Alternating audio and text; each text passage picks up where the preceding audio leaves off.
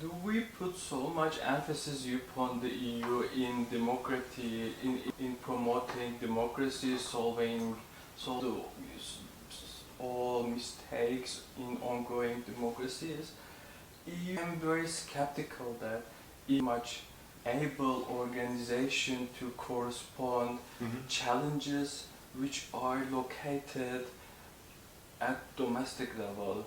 So have we had any example that EU somehow responded to these ongoing domestic authoritarianism, just prevented the authoritarian type of... You're quite right. The EU does not have a magic stick, and the premise for the success of EU's democracy promotion rests upon the fact that the call for democracy, the call for democratization, must come from the inside of the countries that are part of the accession process.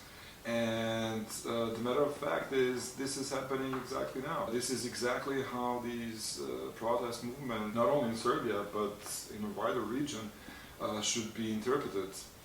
And for this reason, it is tragic that the EU is lacking appropriate response that would recognize these democratic forces and try to help them by simply doing its job, by doing its job better, by insisting on democratic conditionality and rewarding or withdrawing the rewards to those governments who do not support democratic processes. At this point, I'm sorry, I just interrupted, but can you please elaborate more for us what the EU's mechanisms, what EU mechanisms are available in preventing authoritarianism way? We on news coverage we see very bad view of bad position in EU in responding to Hungary.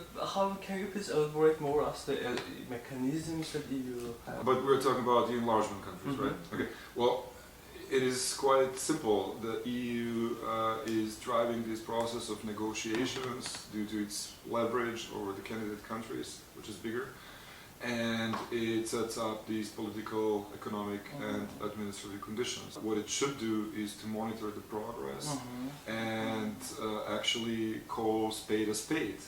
If there is not progress, then it should be quite blunt to claim so, and it should be open to criticize the regimes that are undermining democracy, not actually playing the game of meeting them on a bilateral basis, praising them for progress where there is no progress, etc., etc. So that's one pillar.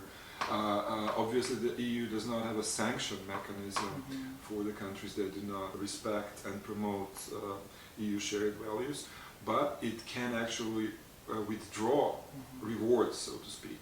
So obviously the accession to the next stage of the enlargement will not happen. The membership to the EU will not happen under these circumstances. But the EU also has other, let's call them more soft tools, and those are basically financial and technical support that can be withdrawn in a case of apparent breach of these fundamental EU values. Yeah, it's really great to know that EU has certain mechanisms